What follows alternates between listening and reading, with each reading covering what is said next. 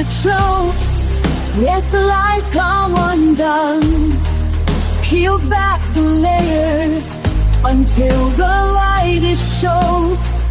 Uncover the truth, let the shadows run. Break free from the chains and find the sun.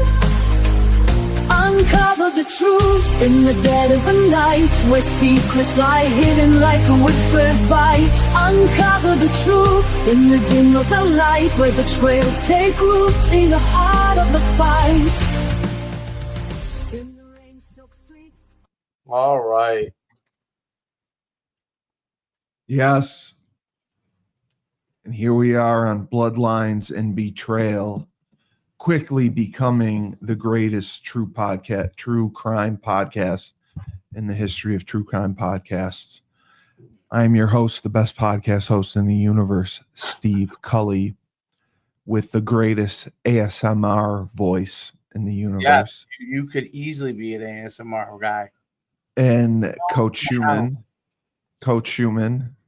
What does ASMR stand for again? It's like audio something. Audio soothing, audio sexual erotic. No, I don't think that's what it is. ASMR. It stands for autonomous sensory meridian response.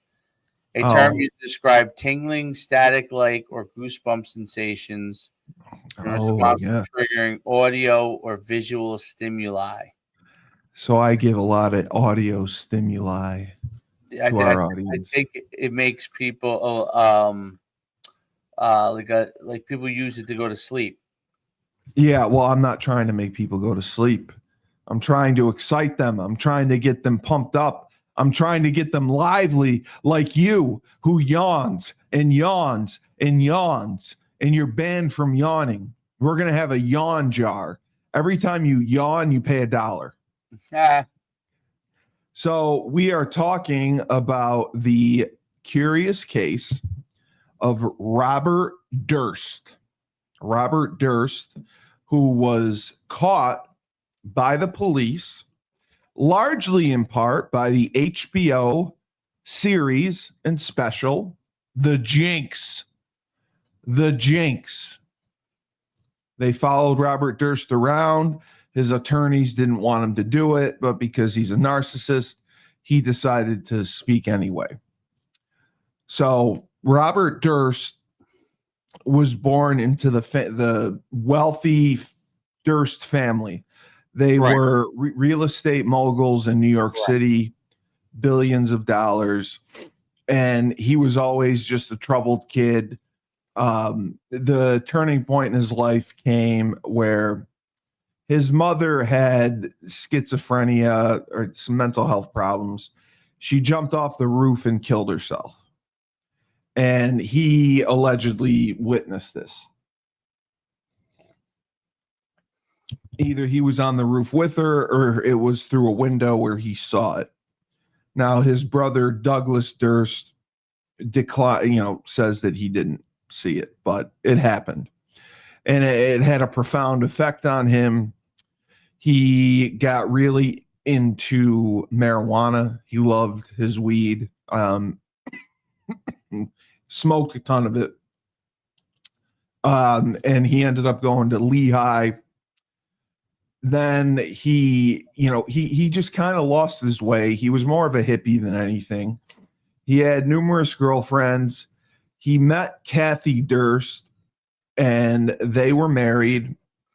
And they lived in New York. Robert went to work for his father's company, the Durst Company, the real estate company. But because of his inappropriate behavior and conduct, the father had determined that the company would be passed down to his younger brother, Douglas Durst. This angered Robert to no end. He was furious. He felt the company belonged to him. And, he didn't do anything bad enough to deserve getting written out of the will. And that's exactly what really happened. So he became determined to get fired. So he would pee in a trash can in his office. He would smoke dope in his office. He would do pretty much everything he could to try to get fired because he had so much hate and spite of his family. But the key was it was Kathy Durst. She changed her name now to Kathleen McCormack because of, they think that he murdered her.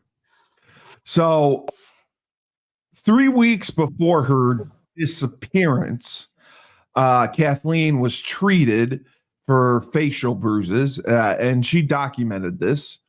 And she told a friend that Durst had beaten her, but she never pressed charges. Kathy asked Durst for $250,000 and wanted to get divorced. She had enough. So his response to this was quite peculiar. He canceled her credit card, removed her name from a joint bank account, and refused to pay her medical school tuition because she was at the time she was in medical school. So it kind of had the opposite effect. Durst,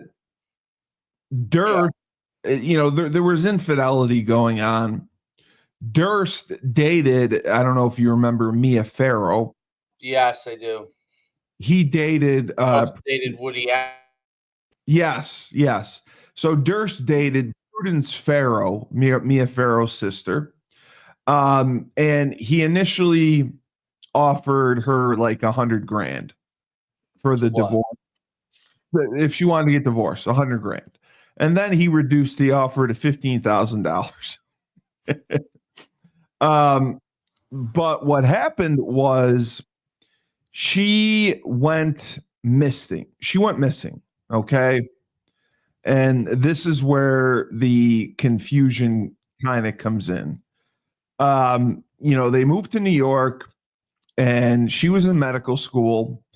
She was last seen by someone other than Durst on January 31st, 1982. I was 1 year old. She was apparently unexpectedly at a dinner party thrown by a friend, and Kathleen, she seemed upset. She was wearing red sweatpants, which friend found out she wasn't dressed up. She never dressed casually. I mean, her family came from money as well. She received a phone call from Robert and immediately left this party for her cottage on South Salem, New York. Although the couple, I mean, they fought all the time, but couples fight. I mean, you fight with your wife all the time. Frank fights with Sue all the time. I fight with my dog all the time. Durst initially maintained that he had placed his wife on a train to New York City. Yeah. And had a drink with a neighbor, spoke with his wife at their Manhattan apartment because they were wealthy and they had houses and apartments and whatever. And that's what he told police. And he was hoping that would make everything go away. He admitted that he just went to bed. Well, the two women were supposed to meet up the next day. He put her on the train to New York to stay at the apartment, and then he was supposed to meet a friend of hers for coffee, or at a Manhattan pub. I'm sorry. Kathleen failed to appear. Her friend Najama grew concerned and repeatedly called police over the course of several days. Later that week, Durst reported his wife missing. Okay. Both the doorman and the building's superintendent at the couple's apartment on Riverside Drive claimed to have seen Kathleen at the building on February 1st, the day after she was last undisputably seen. The doorman additionally said he had not only seen her from behind, from a half block away, and thus could not be certain it was her. A private investigator hired by Durst's lawyer later reported that the doorman had not seen Kathleen arrive at all and might not have been even working the night she disappeared. So this was there were a lot of inconsistencies going on. And then what was also strange, the superintendent on Riverside Drive where they lived found possessions of Kathleen's in the building's trash compactor. So what does that tell you? What does that tell you right there? Yeah. So this happens. The New York, he reports her missing. The NYPD gets involved. Kathleen's parents believe Durst never told the whole story and was holding out. They tried to sue Durst for wrongful death, even though they didn't have a body, saying that they deprived the parents the right to bury her. The parents are now dead. Kathleen's youngest sister, Mary McCormack, also believes that Durst murdered her. The state police opened a criminal investigation into the disappearance in 1999. During this time, it was just considered a missing person case. It was never considered criminal. But the investigation became public in 2000. In August of 2019, a wrongful death lawsuit against Durst was filed against another of the McCormack sisters. It was dismissed on statute of limitations causes. Okay. Yeah. So, because she disappeared in 1982, there's no way witnesses are alive. There's no way to prove this case. Right. So what happened was in 2000, Susan Berman, she was the daughter of a mobster, David Berman. He was a major Jewish he was in Jewish American organized crime figure, illegal gambling, all that stuff. So, she was friends with Bob. They friends called him Bobby, and she had wanted to make a screenplay. And people to this day believe Susan Berman was the one that called the medical school to say that Kathleen was going to miss class that day. Right. So in 2000, they believed that Susan was cashing in her chips. She's like, okay, Bob, I want to fund this movie and you're going to fund it for me. So initially they couldn't prove it, but over time they were able to prove that Bob Durst had flown to California where Susan Berman lived. Right. Because that was unknown. They thought he was in New York. So a few days later after this happened, there was a letter sent to the Beverly Hills Police Department, and it contained Berman's address, and all that was written was cadaver on the envelope, and Beverly was misspelled. Yeah. And Durst was now known to have been in Northern California the day that all this went down. And also, Berman had recently received two $50,000 payments from Robert Durst. And he said that, he did that to help her with the movie or whatever. And he faxed people copies of the check or whatever. Durst said in a 2005 deposition shortly before her death to the LAPD had wanted to talk to her about Kathleen, his wife's disappearance. And some of the notes showed that there's doubt on whether the LAPD made such a call or whether it was the Westchester County District Attorney Janine Pirro. Janine Pirro had it out for Bob Durst from the start.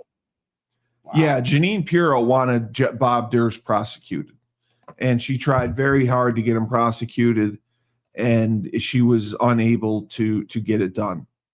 So once he found out this murder, the murder of Susan Berman happened, she was wanted for questioning. This is the strangest part. He was tipped off by his sister about Kathy's investigation being reopened and, obviously Susan being murdered. He moves to Galveston, Texas, and he disguises himself as a mute woman to avoid police inquiries. So he dressed like a woman, like he literally wore makeup and dressed like a woman. And he lived in Galveston, Texas in an apartment. And the firm bought him out. He's got over $100 million. I think at the time it was 65 million and then it went up. So in Galveston, there was a man who was, I guess, fishing or whatever. He found the floating body parts belonging to Durst's elderly neighbor, 71-year-old Morris Black, in the Galveston Bay. So that was very unusual. So this was ridiculous. So then again, Durst goes on the run. He is charged. He was released on $250,000 bail, and he goes on the run. He is caught inside of a Wegmans in Pennsylvania, shoplifting Band-Aids, newspaper, and a chicken salad sandwich, despite having $500 of cash in his pocket. And then in his rent, what? I'm just laughing at chicken salad sandwich. Yeah, he was hungry. He's like you when you go to Steak Shack. He's a fucking wacko. Obviously. So they go through his rental car. They find $37,000 in cash, 2 guns, pot, Morris Black's driver's license, and directions to a friend's house in Connecticut. Durst also used his time on the run to stalk his brother Douglas. His brother, he hated his brother. He would go to his brother's driveway and just stand there with a gun and look at him. He was reported, but they never caught. They never caught him. So in 2003, he goes on trial for the murder of Morris Black, and he's got a great attorney, Dick DeGuerin. Dick DeGuerin is a famous attorney in Texas. He's like Rusty Hardin. And the defense they employed was self-defense. And DeGuerin conducted 2 mock trials in preparation for the case. Durst's defense team found that communicating with him to be difficult and hired a psychiatrist to investigate.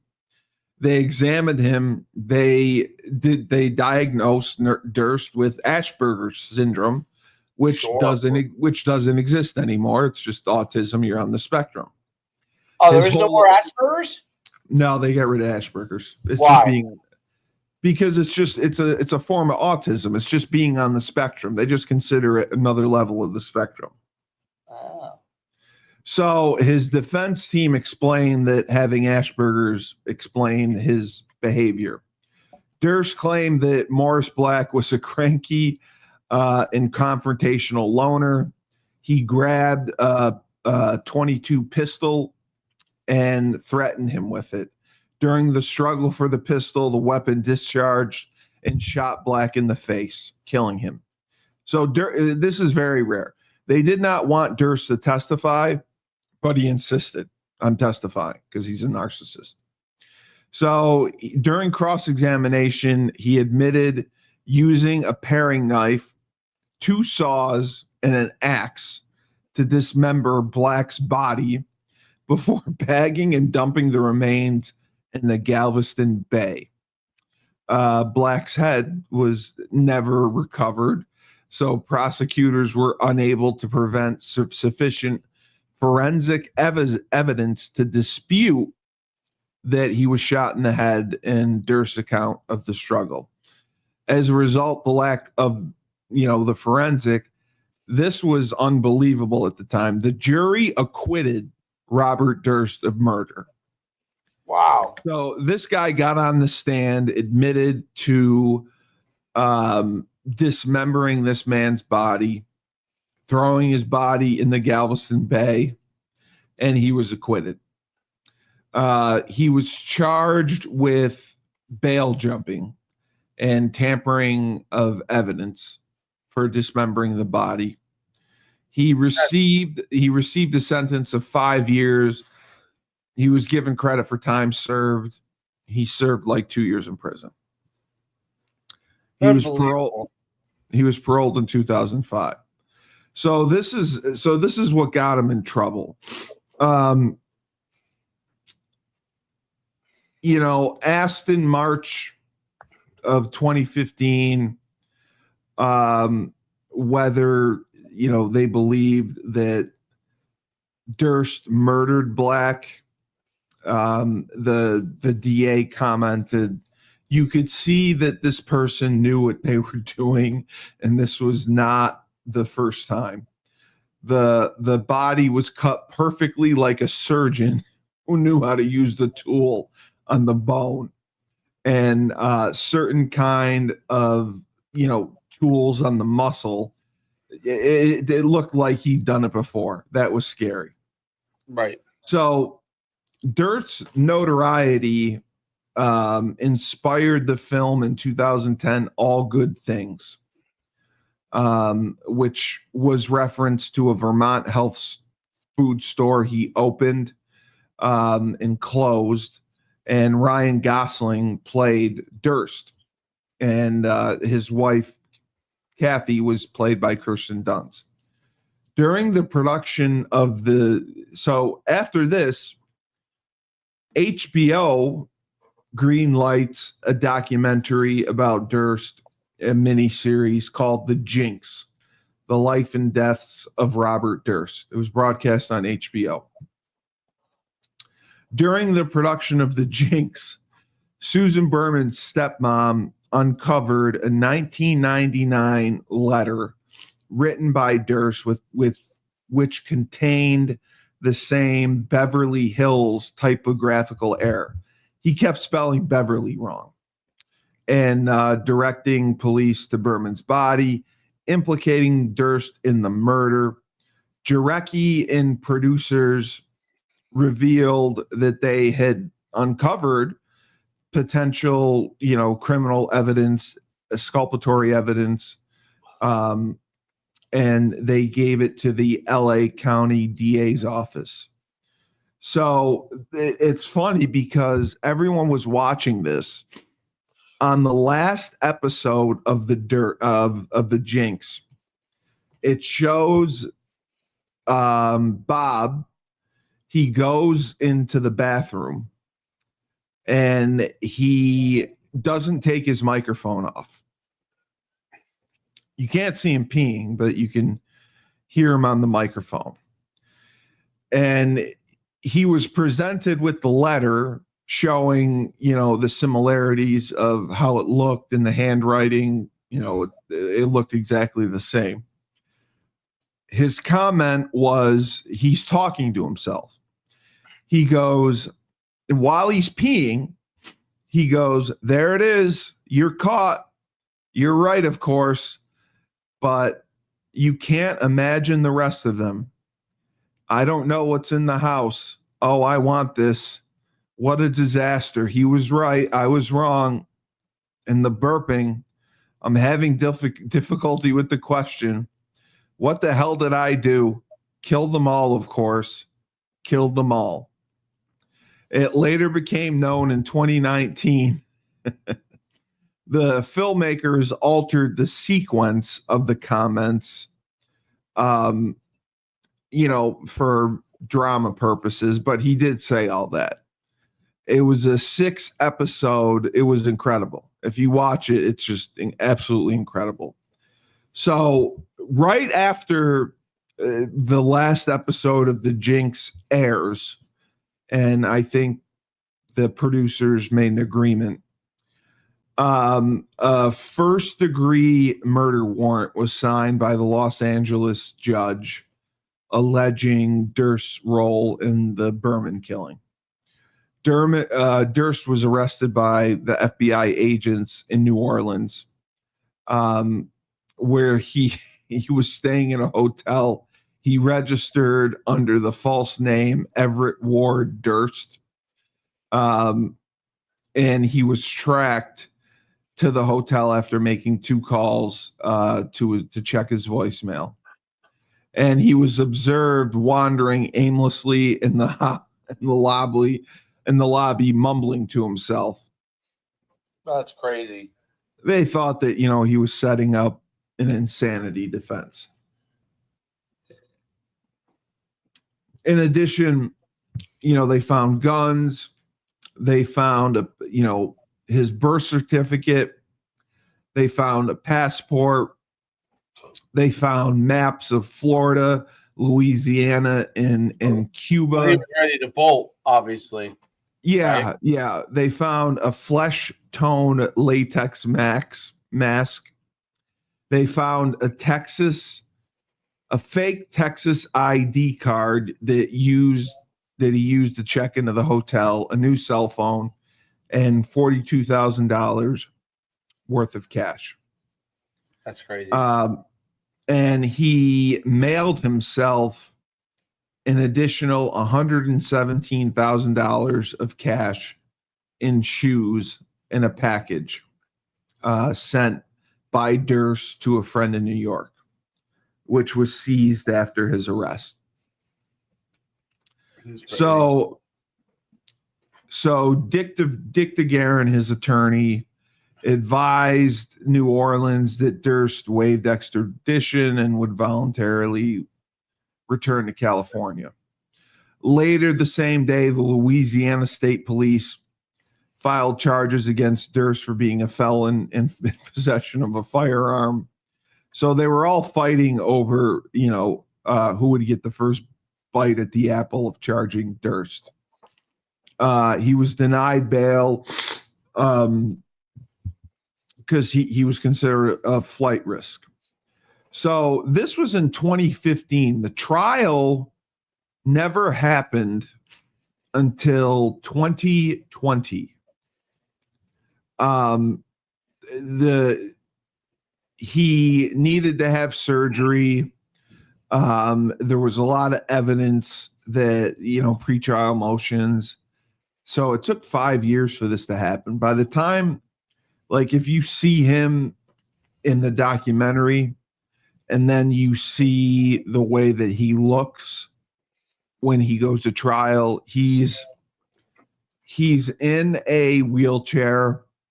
Now, the big argument was he had a catheter, and the prosecution did not want the jurors to see his catheter with, because the bag of urine's hanging over him, because they think he's going to have sympathy.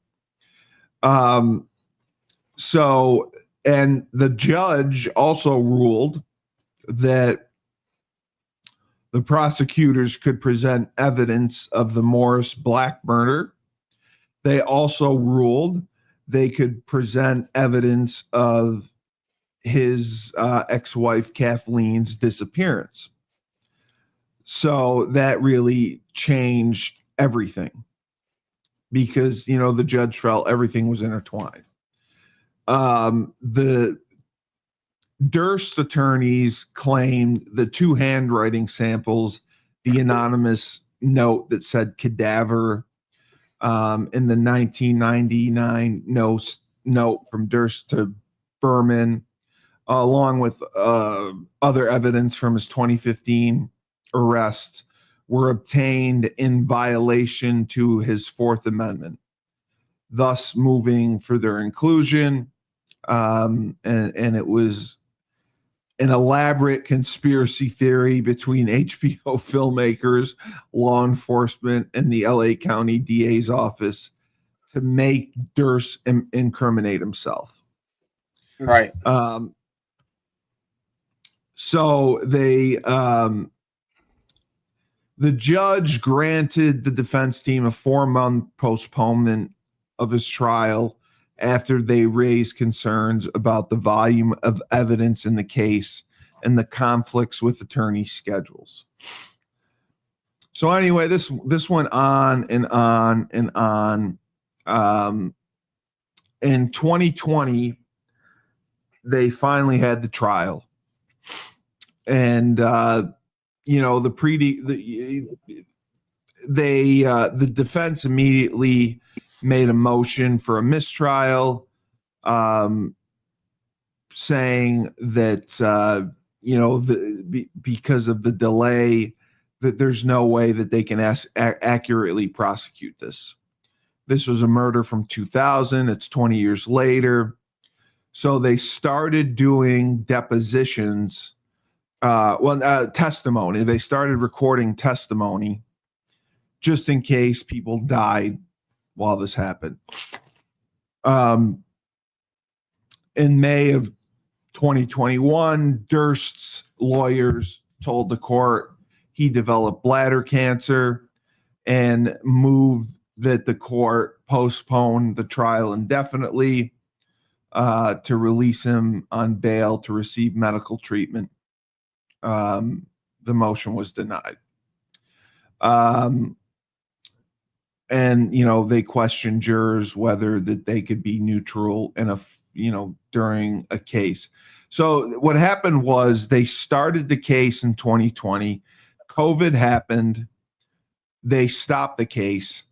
They started it back in May of 2021. And the judge asked jurors if they could remain neutral after a 14-month break. Durst was hospitalized again after being found on the ground, not in his wheelchair. People thought that I love the DA in this case, Deputy District Attorney Mark Lewin. He does a ton of cold cases. He's been on Dateline a million times. I love him. He thought Durst was faking this the whole time. Yeah. And, you know, they kept filing for mistrial after mistrial after mistrial. Douglas Durst finally appeared as a prosecution witness. He hadn't seen his brother in 15 years. He was reluctant to appear, and he only did so because he was subpoenaed. He was asked about his relationship with his brother, and his quote was, "He'd like to kill me. I hired security today. I have a fear that my brother has threatened to kill me, and I have a fear that he may have the means to do so." So again, his medical, his health is deteriorating. And again, he insisted on testifying. The testimony did not go well. In October 14, 2021, Durst was sentenced to life imprisonment for the murder of Susan Berman. And then in January of 2022, he died. So that's the curious case. Days after the Berman's murder, police started examining connections between Durst and the disappearances of 18-year-old Lynn Scalise from Middlebury, Vermont, where they had been at the time. 16-year-old Karen Mitchell from Eureka, California. Investigators were also considering a possible connection between Durst and the disappearance of another 18-year-old. So it's just crazy because the 18-year-old Lynn Schultz, when Durst got out of college, Durst went to Lehigh. He got out of college. He opened a health food store. Schultz, a Middlebury College freshman, visited Durst's health food store, and the day she disappeared, that was the last place she was seen. So they think that he was part of that. And they had an author who was investigating him. He basically went undercover. He volunteered at a homeless shelter that Durst frequented. Durst dressed as, in women's clothing, and he visited a shoe store owned by this author's aunt, and this guy was on top of him. The FBI ultimately could not connect Durst to the Long Island serial murders, which I don't think he could have done, because he was too weak and frail at this time. So it's a crazy case. It all started, like I said, when his mother committed suicide and he witnessed it. So when he was in Galveston, Texas, and he murdered that person and chopped them up, that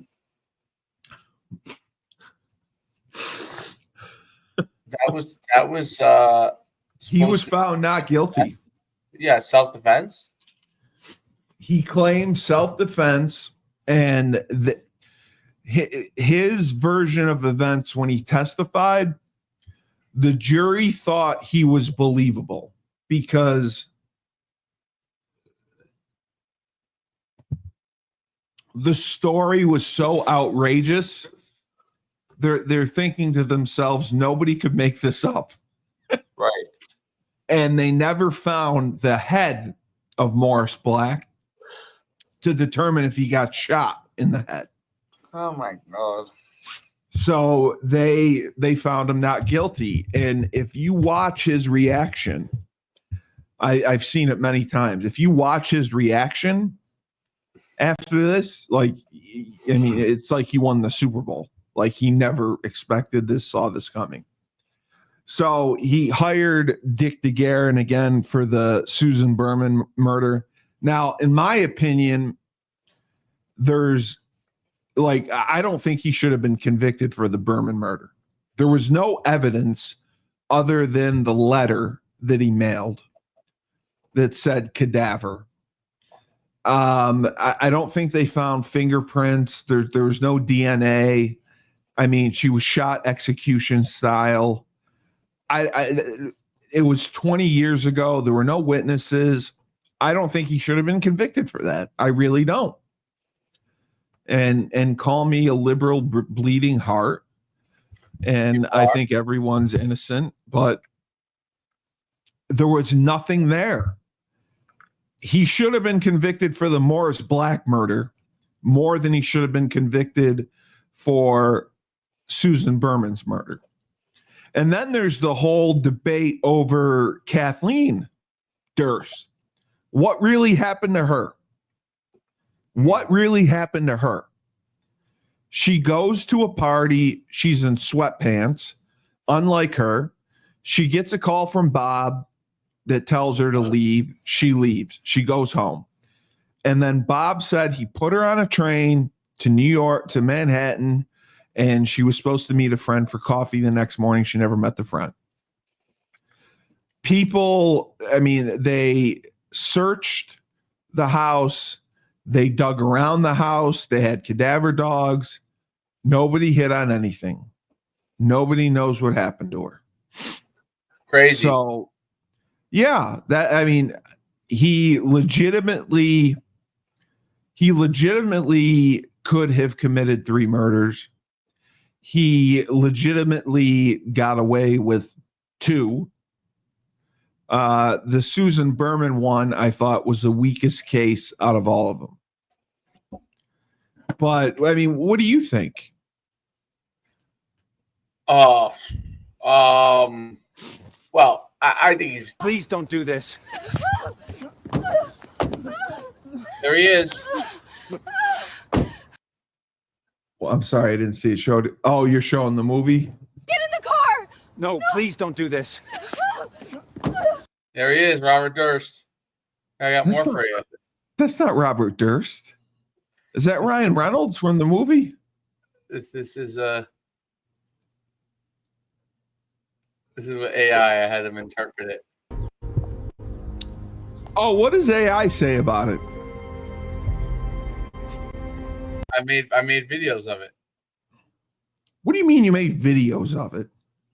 You typed in Robert Durst and then videos came out? No, they won't let you do it.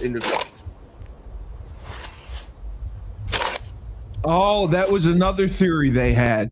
Yes.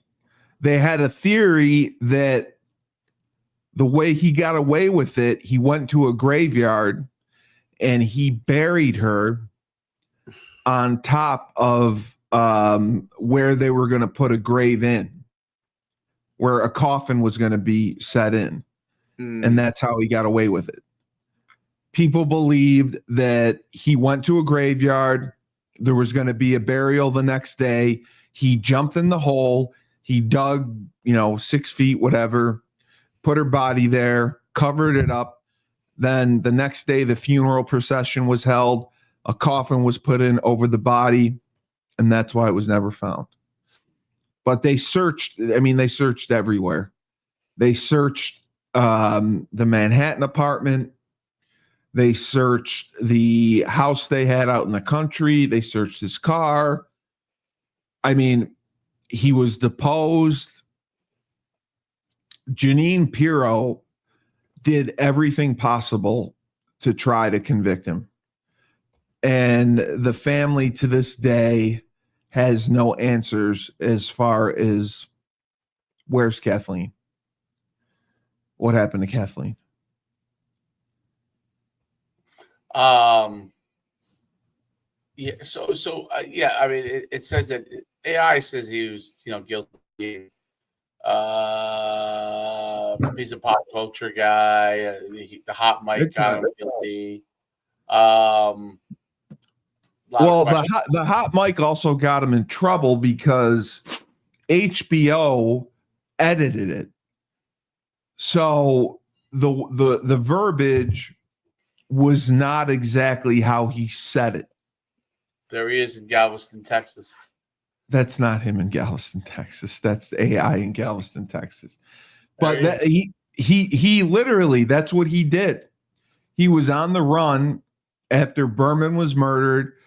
Kathy Durst's case was reopened. He fled to Galveston, Texas, and I'm dead serious. This man lived as a mute woman for years in Galveston. And the only guy that was his friend was Morris Black. Morris Black, his neighbor, was like his buddy. And I think he, found out, or he told him, or they got high, or I don't know what. But then obviously he realized he knew too much and he had to kill him. Right. And that's the one that they said was self-defense, right? Mm-hmm. I'm surprised you hadn't heard much of this. I didn't know much about it. Nah, I didn't know much about it. Did you know the name? The name, I mean, they have generational wealth. I mean, I know the Durst name. Yeah. But But you didn't know anything about Robert. You didn't know anything about the missing of his wife. You didn't know about the murder of Susan Berman, that he lived as a mute woman in Galveston, Texas on the run. No. Do you have HBO? I do. You need to watch The Jinx. The Jinx is phenomenal because it's him. Like he tells everything. Like he holds nothing back. And even when his lawyers tell him to shut up, he tells his lawyers to shut up. It's very interesting when you hear him tell it. But he was apparently very close with his mother. And once his mother committed suicide, that changed his life. And then, you know, when his father gave the company to Douglas, his brother, that changed everything. That's when his behavior got worse. Like, can you imagine walking by his office and he's peeing in his trash can? There's Bob. Oh, he's taking a leak. Taking a leak in the trash can. Taking a leak in the trash can. Yeah. That's crazy. Who's that? It's Robert Durst driving through Galveston, Texas. He never dressed as a man. Oh, then the other picture was him. Oh man. Well, yeah, I think he obviously was guilty. The self-defense case, I think, is bullshit. I don't think he was guilty. The Susan Berman case should never have gone to trial. There was not enough evidence. Guilty. How? You're wrong. You're wrong. I am the son of a lawyer. I know these things. It's a wealthy killer who didn't get his way. If you can give me 3 pieces of evidence as to why he was... Again, just in case you need a reminder. There he is. I was the one who told you this. If you can give me 3 pieces of evidence of why he's guilty... Now, listen, the disappearance of his wife... Which murder? Which one? The Susan Berman, the one he was convicted for. Okay. Now, if you want to argue that he was involved in the disappearance of his wife, I'm with you. I agree. I 100% think that. Morris Black, there was evidence up the wazoo. So there are 3 things. Did you want 3 pieces of evidence? I want 3 pieces of evidence on what shows that he was guilty of Susan Berman, her murder. Okay, so how about the cadaver note? The cadaver note is circumstantial. Right, and then he admitted the handwriting, right, and that Beverly was like... He admitted during the show that... Yes, he admitted during... And he wrote it in the note. That's part of the first one. No. He did not admit that he wrote it. He admitted that it looked almost exactly like his handwriting. He did not come out and say, I wrote it. He said, well... The fact that she was going to talk to police. Yeah, she was. But again... She was killed just before LAPD planned to interview her in a mob style killing. Circumstantial. I don't think it should. And my third one is the hot mic confession. The hot mic confession, I agree, except we got a comment. Hey, the hot mic confession, I agree, except for the point that HBO edited it to make it seem that he said things in order that he did not. Okay. But I don't think there was enough evidence to bring Susan Berman. I don't think that he should have been convicted.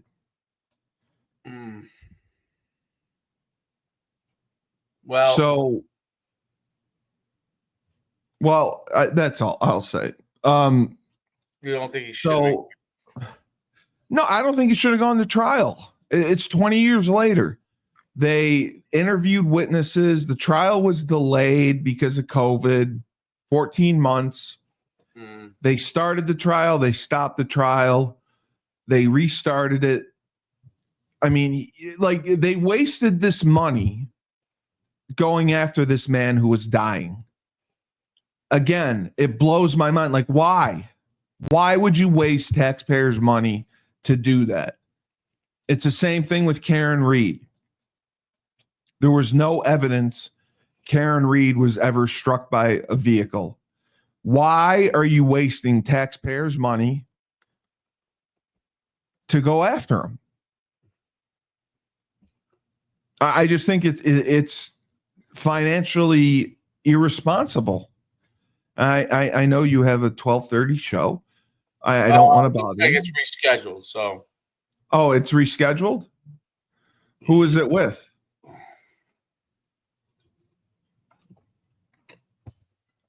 Okay.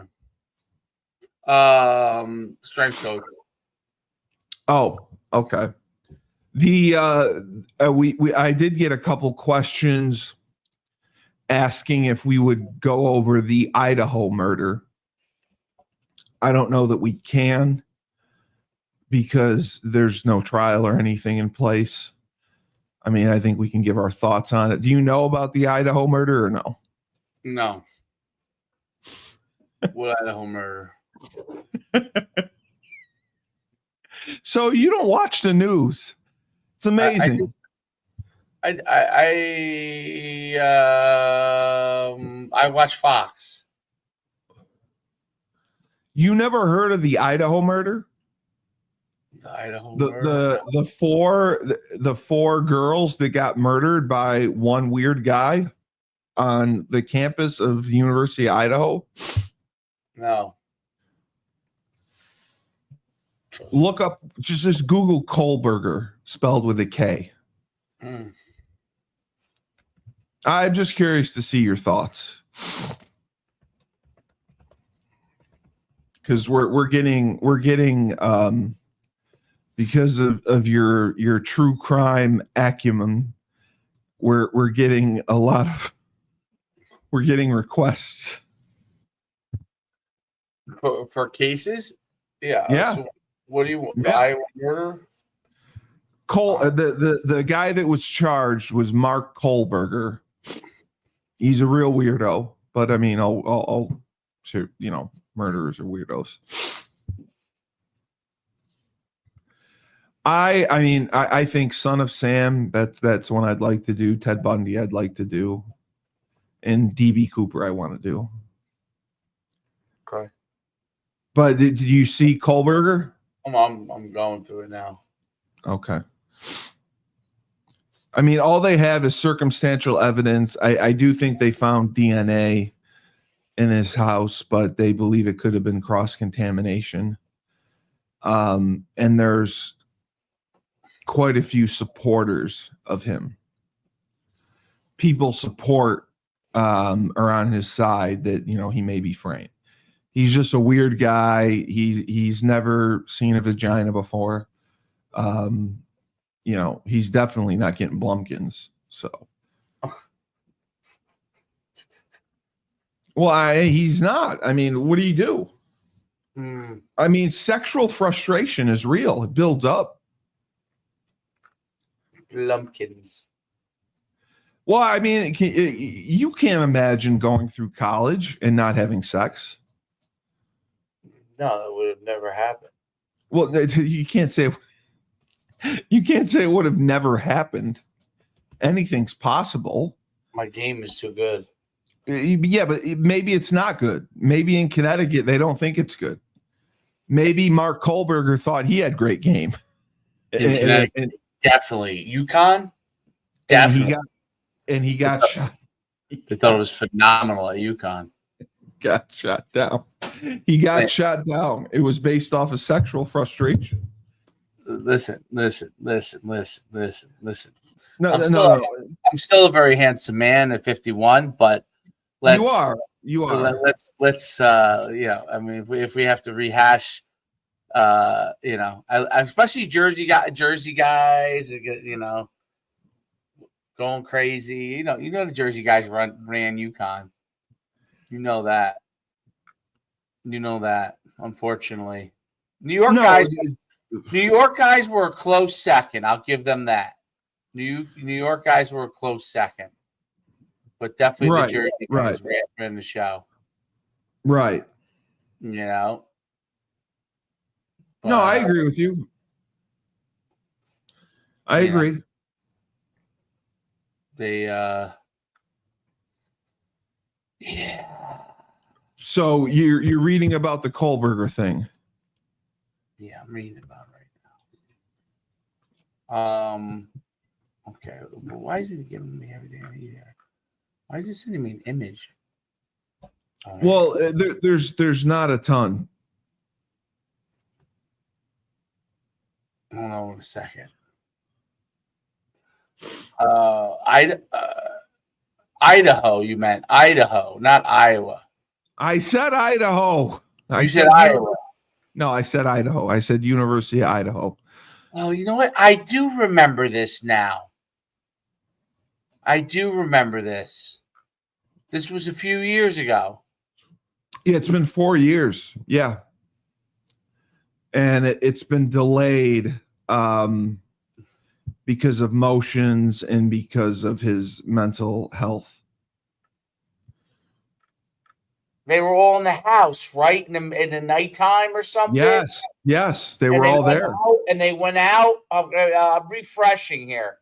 Yeah, they thought they were drunk. And 2 didn't or something, or no, I'm pretty sure they all 4 did. No, I thought some were not killed. Yes, there was one that was not killed. Yes, that said but he wore a mask, so she couldn't identify him.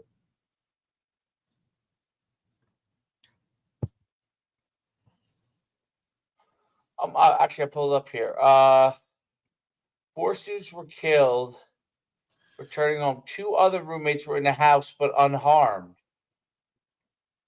Yes. That's weird. So what is that? That is a.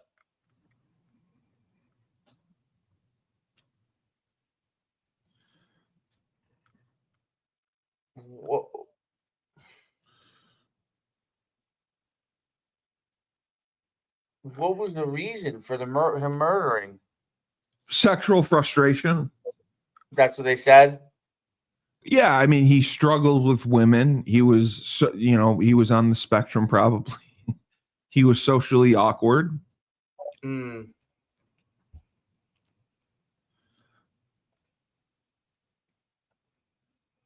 But he's garnering a lot of support now. If you see, people are believing that it's not him. Who do they believe it is? I don't know, but there's not a ton of evidence that points to Kohlberger doing it. So how did they catch him? I don't know exactly how they caught him, because the surveillance video saw his car pull into the apartment complex several times that night. It would go in and go out. It would go in and go out. I think it happened 4 times. Okay. Now I remember. The knife that was used to stab the women, there was his DNA found on the sheath of the knife, like the outside, the leather of the knife, right? The leather sheath. But I removed. But that was really all that was found. The woman who survived could not identify him because he had a mask on. But he's taller. He matched the build. But he was a really weird kid. He was a really weird guy. So that is why it was assumed It was him.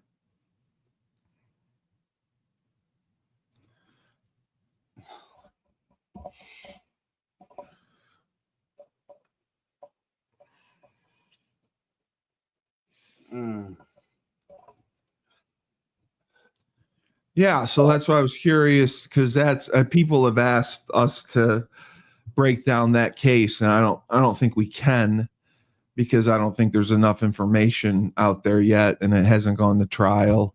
The defense has asked for several continuances because there's so much discovery.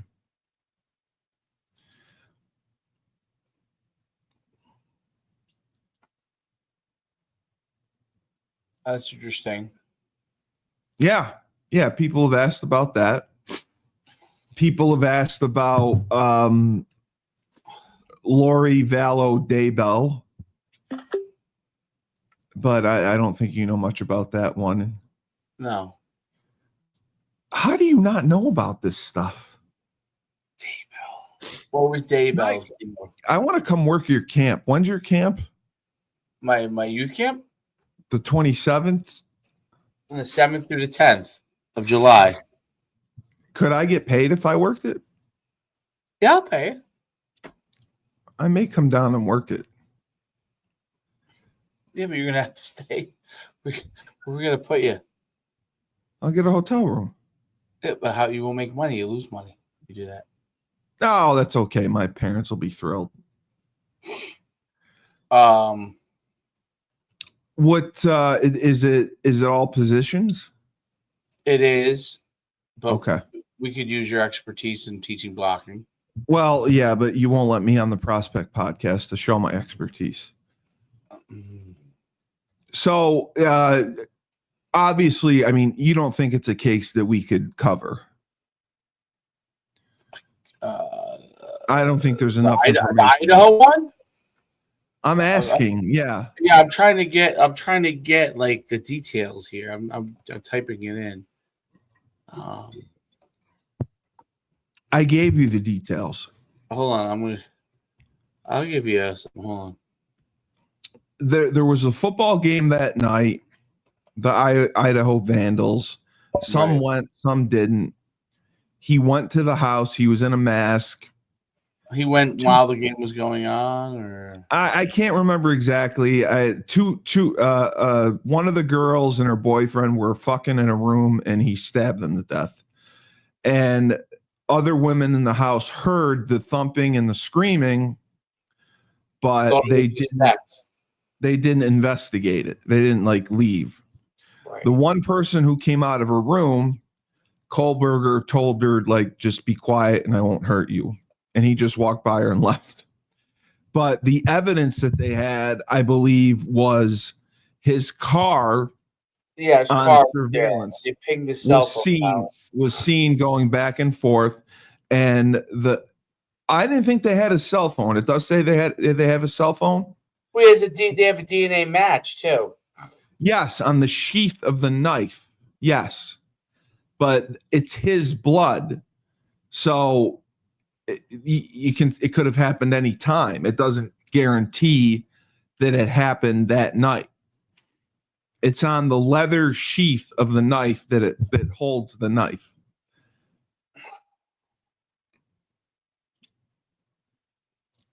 So that's why it's circumstantial. Yeah. What? He's done. Okay, so there's been some preliminary hearings. This has gone on for 4 years. They're fighting over evidence. He's done. That's your expert analysis. Yeah, he's done. That's it. He's done. He's cooked. He's done. There's no, I love it. So you would be one of those guys in medieval times, if you were a dictator, you would be off with their head. You'd be off with their head. I don't want to hear it. Guilty. Yes, I don't want to hear anything else. Off with their head. They're done. No. Let's put it like this: if I had DNA evidence, well, is there any DNA evidence on the people? No, that's the thing. The only How do they not DNA. have any DNA on the people? That's my point. That's why he's garnered support, because the evidence is circumstantial, which you don't seem to understand. Where were the bodies found? In the house where he stabbed him. The roommate could see her other roommate laying on the floor. The bodies were found in the house. There was none of his DNA, I believe, in the house. Now, when they searched his house, there were odd searches on his computer, and he looked at some weird porn. But again, it's circumstantial. There's no eyewitnesses. There's no direct evidence. The murder weapon, I don't know if the murder weapon was found or not. That's my point. Like, if you're going to convict someone of first degree capital murder, you can't go in with just circumstantial evidence. You can, but you have to really be good about putting the pieces together to get the jury to understand how it all fits. Because the jury, people like you who watch, CSI and DNA's everything and this and that, it's tough for them to convict or understand without that type of evidence. That's all I'm saying. Washington State is only 10 miles away from the University of Idaho? Yeah, it's on the border. Yeah. What the? Is that right? Posting. What? What What are you posting now? On Facebook and Nothing. Twitter. Mom texted you this morning. I didn't post anything. You always deny. How about using my card? I did. You didn't use my card for Venmo or anything. For the Uber, I used it. That's it. Venmo, $100. You didn't use it. It was somebody else. I don't know. What'd you post?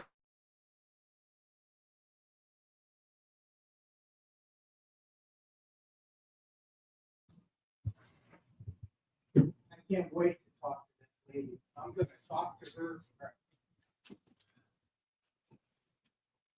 So yeah. And the pod? No. Washington is on the border of Idaho. I didn't realize. So that's like a nice place to live. Yeah, of course it is. I'm adding that to my list. No, I agree. You should. It's a lovely place.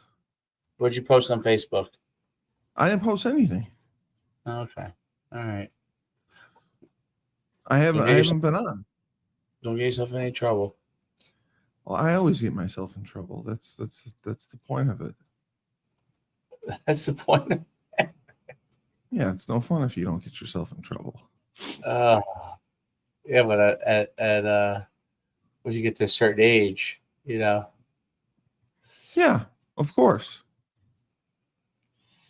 Well, I said Frank a great video before I let you go No, he sent it to me. of exactly what he wanted. He's nuts. Well, I was thinking Friday we could do either Rebel or Bloodline again. Because Rebel was off the charts this week. Oh, Rebel's going to be off the charts going forward. There's a lot to talk about. New York City, there's a lot to talk about. No, I know. But we could almost do a Rebel show 3 days a week, probably. No, I know we could. It doesn't have to be a full hour, but it could be like 3 days a week. No, it very, very easily could. That's what Turtle Boy is doing now. Turtle Boy is upping his podcast. But I just want to find, like, so many people get money doing it. they get donations from it, and that's how they survive. I want to find a way with Venmo and Cash App to get donations. Well, you have to market it to people. Well, he doesn't market it to people. He just he says has like a cult following. he does, but it's just if you Venmo him, he reads your, you whatever you write, he reads it to the class, and it's worked out for I him. wonder if you can get all my YouTube subscribers. I wonder if you can download that. Let me see. Hold on. Download what? Let me see if I can do that. Hold on.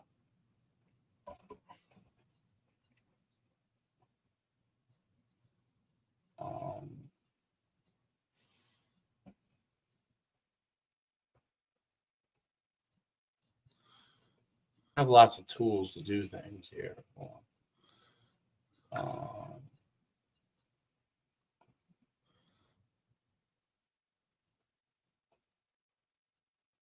Sit tab. Export comments. Not that.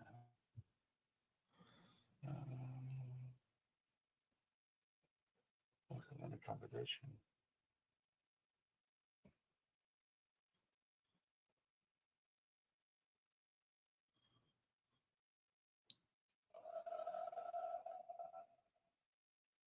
Let's see. Let's see if I get data here.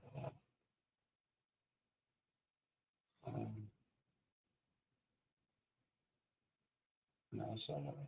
I can't find it. There's a way to. Let me see if this is it.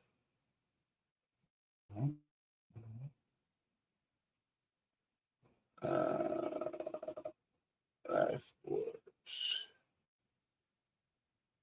Add a new export. There we go. No, I want YouTube.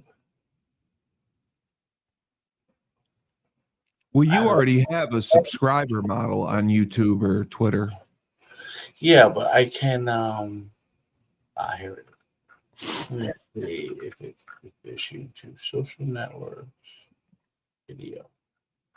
All right, let's see YouTube. YouTube.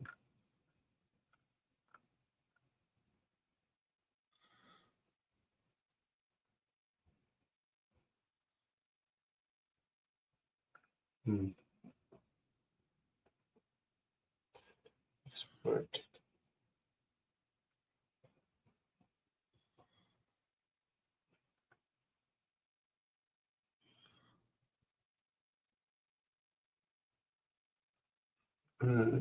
What exactly are you trying to do?